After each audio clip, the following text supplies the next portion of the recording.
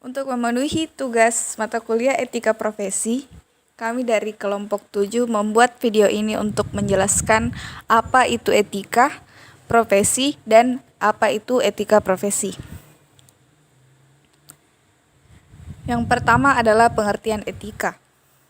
Etika berasal dari bahasa Yunani kuno yaitu etikos yang berarti timbul dari kebiasaan. Etika adalah sebuah sesuatu di mana dan bagaimana cabang utama filsafat yang mempelajari nilai atau kualitas yang menjadi studi pengenalan standar dan penilaian moral. Sebagai cabang filsafat yang membicarakan tingkah laku manusia, etika memberikan standar atau penilaian terhadap perilaku tersebut. Oleh karena itu, etika terbagi menjadi 4 klasifikasi, yaitu yang pertama, etika deskriptif, yaitu etika yang hanya menerangkan apa adanya tanpa memberikan penilaian terhadap objek yang diamati. Yang kedua, etika normatif, yaitu etika yang mengemukakan suatu penilaian mana yang baik dan buruk dan apa yang sebaiknya dilakukan oleh manusia. Yang ketiga, etika individual, yaitu etika yang objeknya manusia sebagai individualis, berkaitan dengan makna dan tujuan hidup manusia. Yang keempat, etika sosial, etika yang membicarakan tingkah laku manusia sebagai makhluk sosial dan hubungan interaksinya dengan manusia lain, baik dalam lingkup kecil, keluarga, hingga yang terbesar bernegara. Selanjutnya, pengertian profesi.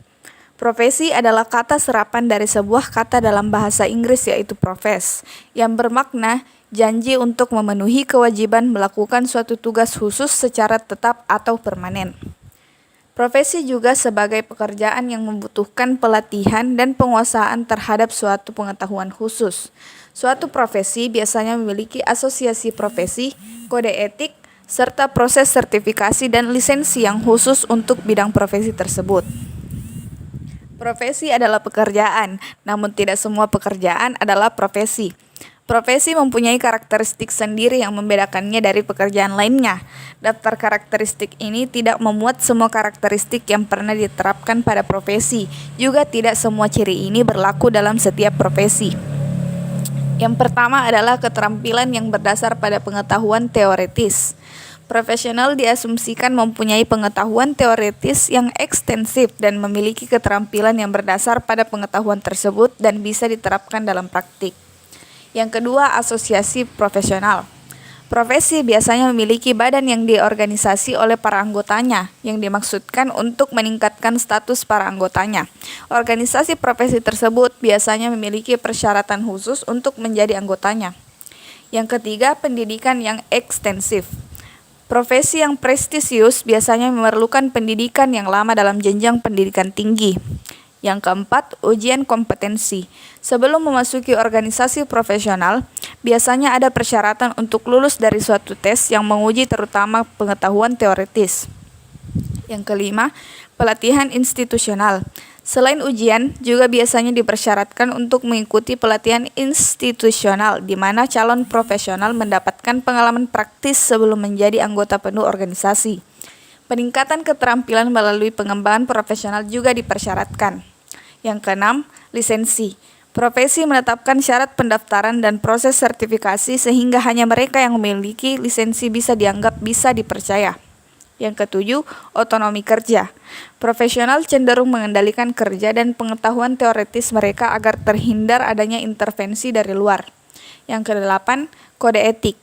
Organisasi profesi biasanya memiliki kode etik bagi para anggotanya dan prosedur pendisiplinan bagi mereka yang melanggar aturan. Yang kesembilan, mengatur diri. Organisasi profesi harus bisa mengatur organisasinya sendiri tanpa campur tangan pemerintah. Profesional diatur oleh mereka yang lebih senior, praktisi yang dihormati, atau mereka yang berkualifikasi paling tinggi. 10. Layanan publik dan altruisme. Diperolehnya penghasilan dari kerja profesinya dapat dipertahankan selama berkaitan dengan kebutuhan publik, seperti layanan dokter berkontribusi terhadap kesehatan masyarakat. Yang terakhir, status dan imbalan yang tinggi. Profesi yang paling sukses akan meraih status yang tinggi, prestise, dan imbalan yang layak bagi para anggotanya. Hal tersebut bisa dianggap sebagai pengakuan terhadap pelayanan yang mereka berikan bagi masyarakat. Selanjutnya yaitu etika profesi menurut para ahli. Yang pertama menurut Anang Usman SH MSI.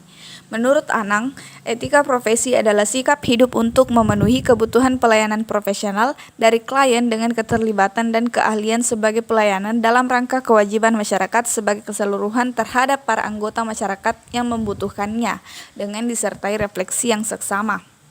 Yang kedua, menurut Siti Rahayu.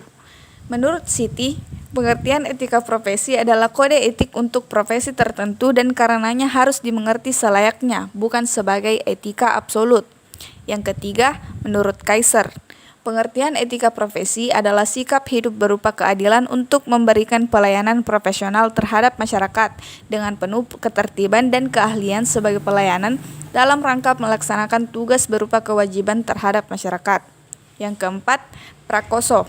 Etika profesi adalah etika sosial dalam etika khusus mempunyai tugas dan tanggung jawab kepada ilmu dan profesi yang disandangnya. Yang terakhir menurut Sawyer, etika profesi adalah pernyataan-pernyataan yang berorientasi pada pedoman yang digunakan sebagai haluan perilaku dalam melaksanakan tanggung jawab profesionalnya. Selanjutnya pendapat ahli yang paling sesuai untuk profesi-profesi dalam bidang komputer. Menurut diskusi kelompok kami, yang paling cocok adalah etika profesi menurut Anang Usman SH MSI, di mana pekerjaan di bidang komputer umumnya memerlukan klien dan keahlian khusus dalam bidangnya.